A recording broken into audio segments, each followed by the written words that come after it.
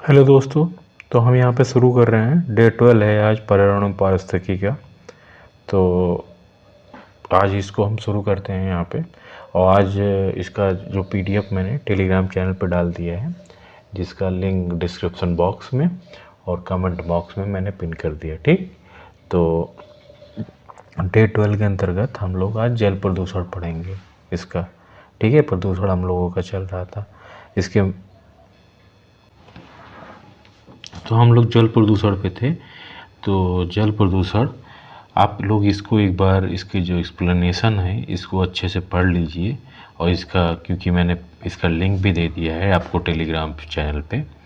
और ठीक है, क्योंकि ये बहुत ही ज़्यादा बड़ा है, अगर इसको मैं एक एक पॉइंट पढ़ाने लगूँगा तो ये बहुत ज़्यादा हो जाएगा। ठीक है, तो आप अगर इसको पढ़ लेंगे तो आपको बेहतर समझ में आएगा इसके क्वेश्चंस को। और या मुझे जो इम्पोर्टेंट लगेगा मैं वही आपको करवाता चलूँगा जो एग्ज़ाम में आपसे पूछा जाए। लेकिन एक बार आपको कॉन्सेप्ट पूरा बनाना होगा, क्योंकि पहले तो इसको पढ़ना पड़ेगा उसके पहले। ठीक है, एक्सप्लेनेशन को अच्छे से, जिसका मैंने इसलिए मैं इसको पीडीएफ को मैं पहले से ही टेलीग्राम पे चैनल पे डाल रखा हूँ। अगर आपको वहाँ पे ढूंढने में नहीं मिलता है तो आप मुझे मैसेज कर दीजिए, मैं आपको तुरंत भेज दूँगा पीडीएफ, कोई दिक्कत नहीं। ठीक, चलिए फिर हम लोग शुरू करते हैं। आज जल प्रदूषण।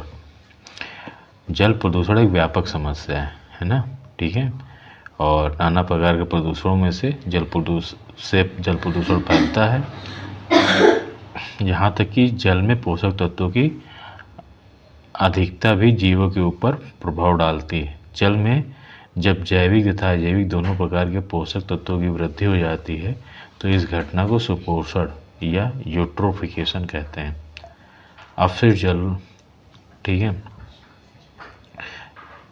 जो अत्यधिक पोषकों की उपस्थिति में शैवालों का विकास तेजी से होने लगता है, इसे एल्गल ब्लूम या शैवाल ब्लूम बोलते हैं। ठीक है, शैवाल ब्लूम क्या होता है? जब अत्यधिक पोषक तत्व होते हैं जिससे शैवाल का विकास बहुत तेजी के साथ होता है, इसे एल्गल ब्लूम बोलते हैं। और इस यूट्रिफिकेशन में उसके प्रभाव को अगर देखें तो कसाई खाने का अपशिष्ट है ना, वाहित मल, और जो कि जल प्रदूषक के रूप में आता है। जल प्रदूषक जो है अपशिष्ट, फैक्ट्रियों के अपशिष्ट होते हैं। और जल प्रदूषक जलाशय में पोषक तत्व नाइट्रोजन फास्फोरस की वृद्धि जो हो जाती है। फिर शैवाल ब्लूम, जलीय पौधों की वृद्धि, जलाशय की सतह पर फैलना। ठीक है, ऑक्सीजन की कमी, जहर का निष्कासन, जलीय जीवों मछलियों की मृत्यु, जैव विविधता का ह्रास, और जो फैक्ट्रियों का अपशिष्ट होता है उसी से जल प्रदूषण। ठीक है, ये सब यूट्रोफिकेशन जल प्रदूषण से संबंधित है। ठीक है, जब जल में अप्राकृतिक रूप से नाइट्रोजन और फास्फोरस की मात्रा बढ़ती है तो यूट्रोफिकेशन होता है। इससे जल की गुणवत्ता में कमी आने के साथ ही ऑक्सीजन की मात्रा में भी कम हो जाती है।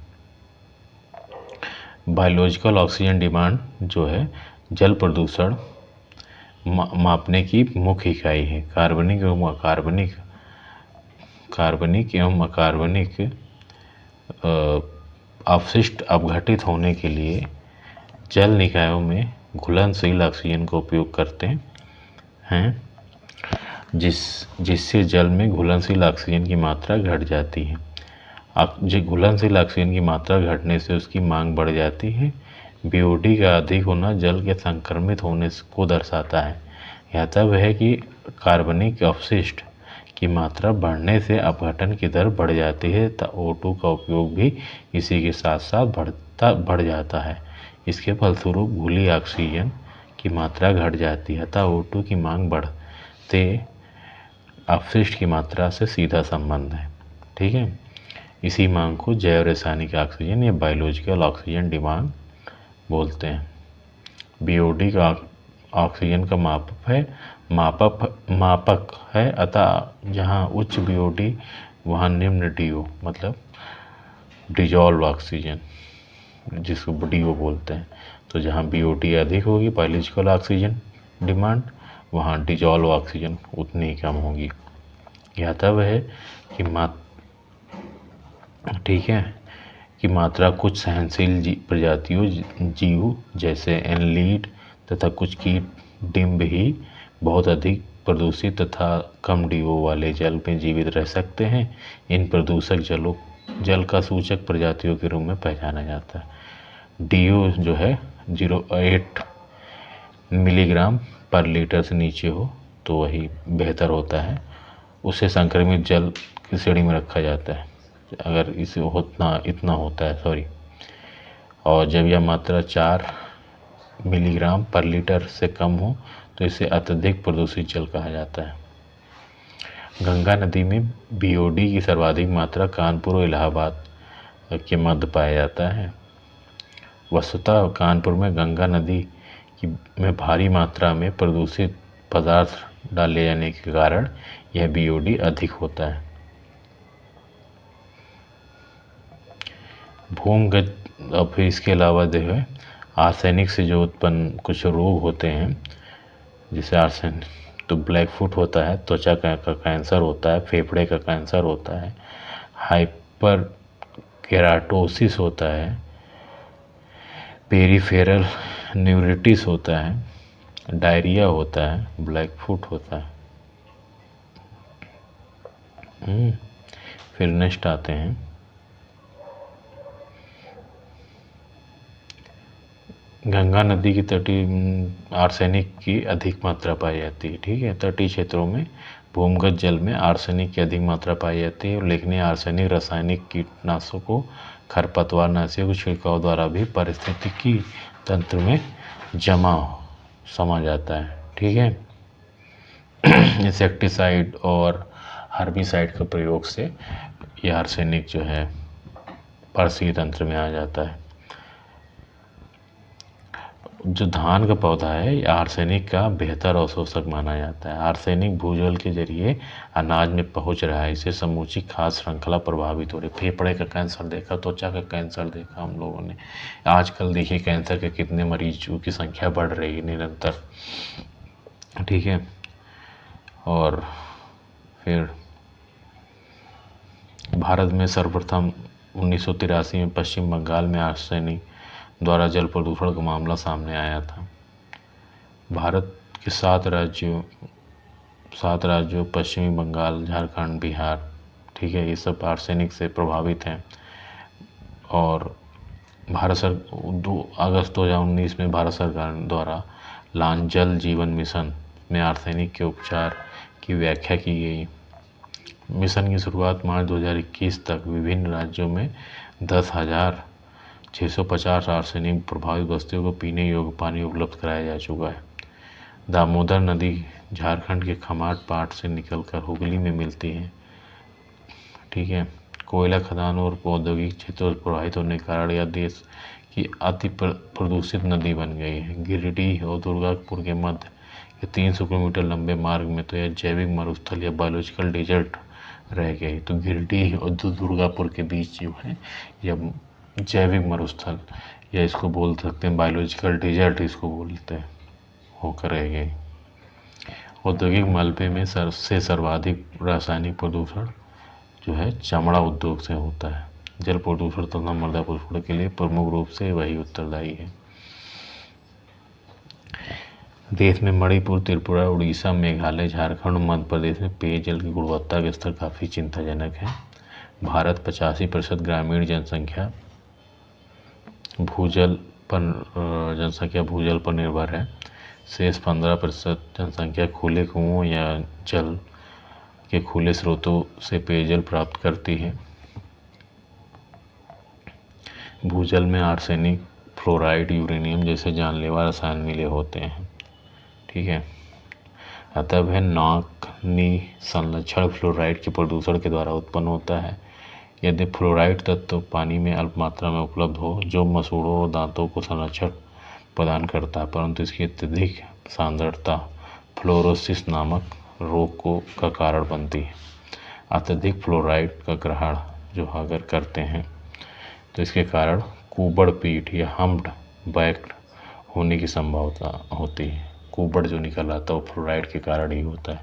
इसके लगातार उपभोग से हड्डियों के जोड़ों विशेषकर मेर रोज में कमजोरी आ जाती है और उच्च फ्लोराइड संग्रहण के ही पैरों के मुड़ने का कारण होते हैं, जिसे नॉक नी संलक्षण कहते हैं। हाल ही में जैव सचिवालय प्रणाली में अवयवी जीवाणु अपशिष्ट पदार्थों को विखंडित कर उसे पानी और गैस में परिवर्तित कर देता है। पानी को टैंक में जमा कर उसे क्लोरीन की मदद से साफ कर दिया जाता है, जबकि गैस वाष्पीकृत हो जाती है। अब इसके क्वेश्चन को देखते हैं। भूमिगत जल को प्रदूषित करने में कौन वाले जैव प्रदूषक हैं? तो ये आर्सेनिक है, जैसा कि हम लोगों ने ऊपर अभी पढ़ा है इसको।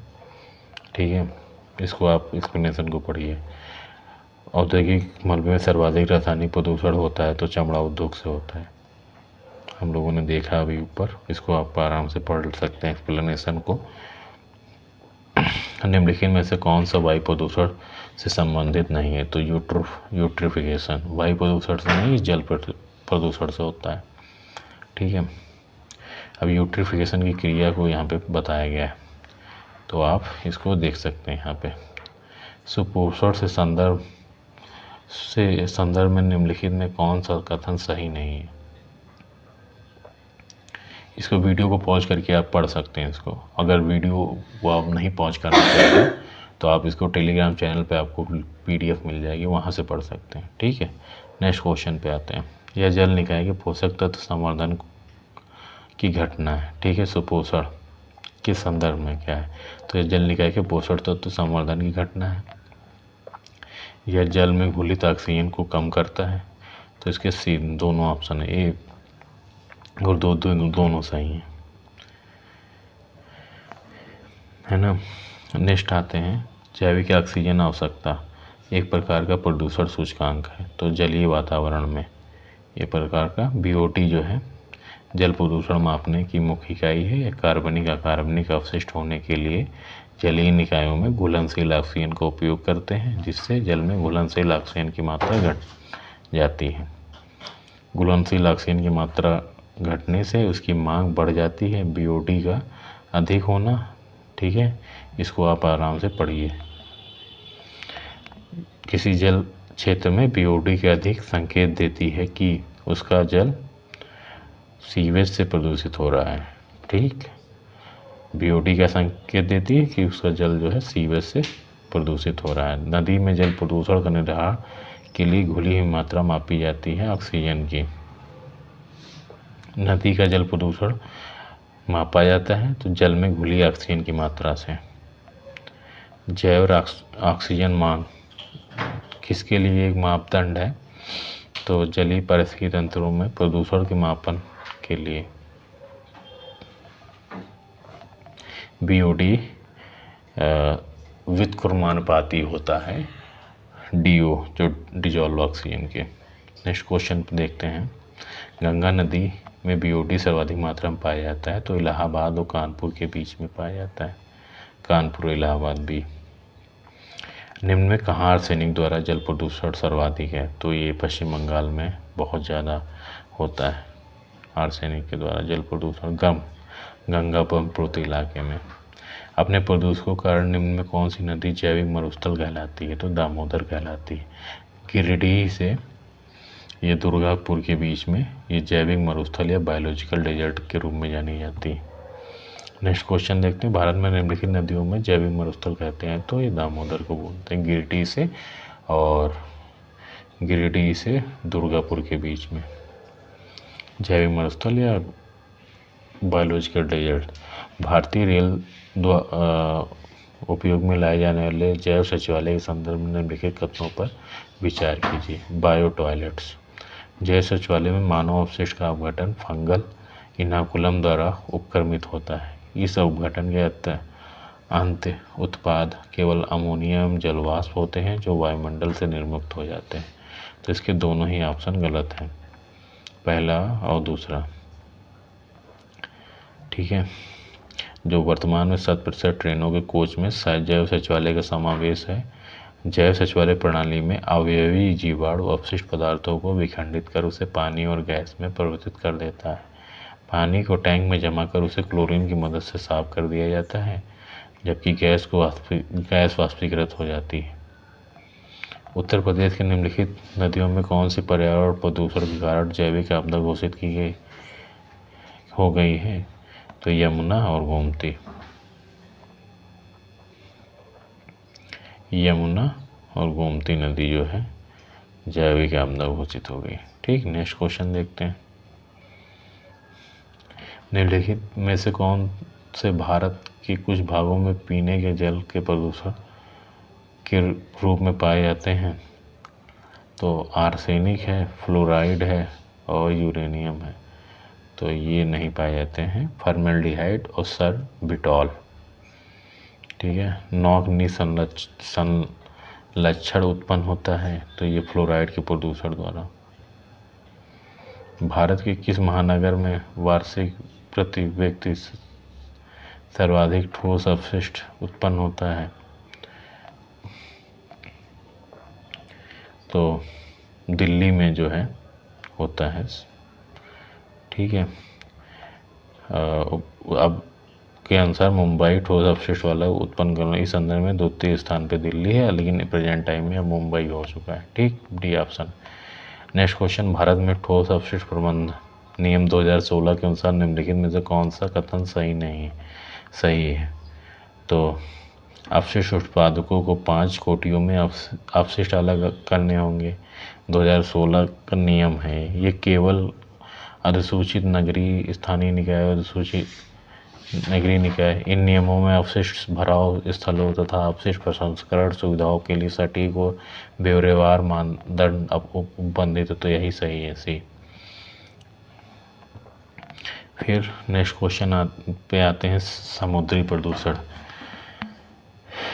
तो वर्तमान में समुद्रों में बढ़ रहा प्रदूषण चिंता का विषय है। ज्ञातव्य है कि CO2 के लिए समुद्र एक भंडार गृह की तरह कार्य करता है तथा CO2 मानव जनित क्रियाकलापों से उत्पादित 1/3 CO2 को अवशोषित कर जलवायु परिवर्तन हेतु बफर जोन की तरह कार्य करता है। समुद्र, CO2 में वृद्धि, समुद्री अम्लता में वृद्धि, फिर प्लैंकटन की उत्पादकता में कमी, है ना, कार्बोनेट में कमी, पादपी प्लवकीय डिंबकों की उत्तरजीविता प्रतिकूल रूप से प्रभावित, प्रवाल विरंजन हो जाता है ना, अम्लता में वृद्धि। तो प्लैंकटन की उत्पादकता में वृद्धि होगी, है ना, तो मत्स्य के उत्पादन में गिरावट आ जाएगी। अगर कार्बोनेट आयन में कमी होगी तो कैल्सिफिकेशन में बाधा। तो यहाँ पे जो है कार्बोनेट आयन में अगर कमी होगी तो कैल्सिफिकेशन में बाधा उत्पन्न होगी, फिर कंकाल निर्माण में बाधा आएगी। ठीक है, और फिर प्रवाल विरंजन होगा तो कोरल रीफ की वृद्धि में बाधा होगी। ठीक है, इसको आप देखिएगा। हाँ, इसको IMCO inter governmental maritime consultative organisation जो है, ये 1948 में जिनेवा में अंतर्राष्ट्रीय सम्मेलन हुआ था। तो अंतर्राष्ट्रीय समुद्री संगठन औपचारिक रूप से गठन किया है, जिसका नाम, वास्तविक नाम ये रखा गया। ठीक है, समुद्री संगठन का 1982 में इस संगठन को अंतर्राष्ट्रीय समुद्री संगठन इंटरनेशनल मैरीटाइम ऑर्गेनाइजेशन IMO नाम दिया गया। अगर इसका मुख्यालय की बात करें तो लंदन में है, ब्रिटेन की राजधानी। इसके अब क्वेश्चंस को देखते हैं। ठीक, तो भारत के समुद्री जल में हानिकारक शैवाल प्रस्फुटन हो रही वृद्धि पर चिंता व्यक्त की गई। भारत के समुद्री जल में हानिकारक शैवाल प्रस्फुटन में हो रही वृद्धि पर चिंता व्यक्त की गई है। इस संवृत्ति को क्या कारक तत्व हो सकते हैं? तो ज्वलनोन्मुख से पोषकों का प्रसाव, मानसून से भूमि में जलवाह, समुद्रों में उत्प्रवाह, तो इसके तीनों सही हैं, तीनों वजह से जो है शैवाल प्रस्फुटन हो रहा है समुद्रों में। ठीक है, नेक्स्ट क्वेश्चन आते हैं, निम्नलिखित में कहाँ अंतर्राष्ट्रीय समुद्री संगठन का मुख्यालय है? तो ये लंदन, हम लोगों ने अभी देखा, कहाँ पे? लंदन में। दक्षिण एशियाई समुद्र क्षेत्र में तेल और रासायनिक प्रदूषण पर सहयोग के लिए केंद्रीय मंत्रिमंडल ने भारत और SACEP के बीच समझौता ज्ञापन को मंजूरी दी है। SACEP क्या है? तो ये जो है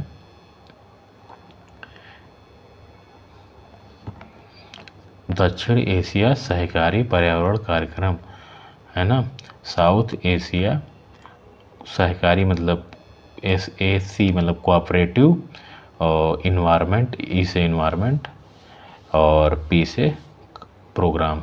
तो South Asia cooperative environment programme, B option सही हो जाएगा इसका। महासागरों के अम्लीकरण बढ़ रहा है, यह घटना क्यों चिंता का विषय है? कैल्शियम पादपीय प्लवकों की वृद्धि और उत्तरजीविता प्रतिकूल रूप से प्रभावित हो रही है। बिल्कुल, प्रवाल भित्ति की वृद्धि और उत्तरजीविता प्रतिकूल रूप से प्रभावित हो रही है। ये नहीं है यार। बिल्कुल, कुछ प्राणी जिनका डिंभक पादपीय प्लवकीय होता है कि उत्तरजीविता प्रतिकूल रूप से प्रभावित हुई थी। मेघ बीजन और मेघों का बनना प्रतिकूल रूप से प्रभावित, ये नहीं, पहला दूसरा तीसरा सही है। अतः हम लोग ये देखेंगे, महासागरों में बढ़ते अम्लीकरण के कारण कैल्शियम पादप प्लवकी की वृद्धि उत्तरजीविता को प्रतिकूल प्रभाव पड़ेगा। इसी प्रकार प्रवाल भित्ति की डिंभक एवं डिंभक पादप प्लवकी वाले प्राणियों पर भी प्रभाव पड़ेगा। ज्ञातव्य है कि CO2 के लिए समुद्र एक भंडार गृह की तरह कार्य करता है। मानवजनित क्रियाकलापों से उत्पादित 1/3 CO2 को अवशोषित कर जलवायु परिवर्तन से एक बफर जोन का तरह कार्य करता है। अनुसंधानों में बात सामने आई कि समुद्र द्वारा बड़ी मात्रा में CO2 को अवशोषित करना वहाँ के पारिस्थितिक तंत्र को प्रभावित कर रहा है और समुद्री अम्लता में बढ़ोतरी परावलंबन की घटना के लिए उत्तरदायी है। चलिए, इसी के साथ ये ख़त्म होता है और नेक्स्ट है ध्वनि प्रदूषण। इसको हम लोग नेक्स्ट डे करेंगे। ठीक है, आज ज़्यादा लंबा वीडियो ना रखते हुए यहीं पे रोकते हैं। ठीक है, चलिए ये डे 13 में करेंगे। ओके, धन्यवाद।